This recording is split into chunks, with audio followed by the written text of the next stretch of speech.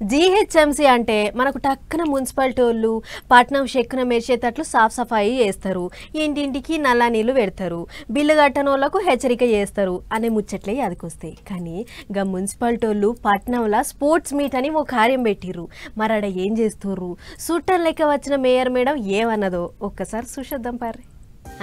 చాదర్ గట్ల ఆటలను చాలు చేసింది పట్నం mayor Vijayalakshmi madam. Victory play ground లో అవుతున్న ఈ కార్యానికి మేయర్ విజయలక్ష్మి మేడంతో పాటు GHMC commissioner RV Karnan sir కూడా హాజరుపడ్డాడు. ఇక మొదలు స్పోర్ట్స్ డ్రెస్ లో వచ్చిన మేయర్ ఆటగాళ్లకు శనార్థులు చెప్పి మంచిగా ఆడమని పూసగుచ్చింది. మేడంతో పాటు కమిషనర్ కర్ణన్ సార్ కూడా వచ్చిన ఆటగాళ్లను హుషారు చేసిర్రు. కాసేపు మైదానం అంతా కలెదిరిగినాక మున్సిపాలిటీ పెద్ద అధికారులు కమిషనర్ సారు, మేయర్ ఇంకా చిన్న మేయర్ అందరూ కూడి కాసేపు వాలీబాల్ ఆడిర్రు. అటు ఆటగాళ్లు కూడా బగ్గ ఊళ్ళు కొద్దీ మైదానాలకు దిగిర్రు.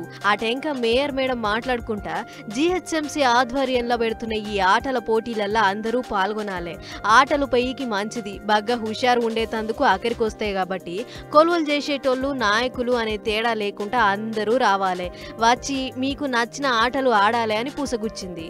ఈ మధ్యలో మీరు చూసినట్టయితే చాలా మంది అందరూ కూడా హస్బెండ్ వైఫ్ చిల్డ్రన్ ఎవ్రీబడి అందరూ కూడా వర్క్ చేస్తూ ఒక స్ట్రెస్ఫుల్ లైఫ్ లీడ్ చేస్తున్నాం.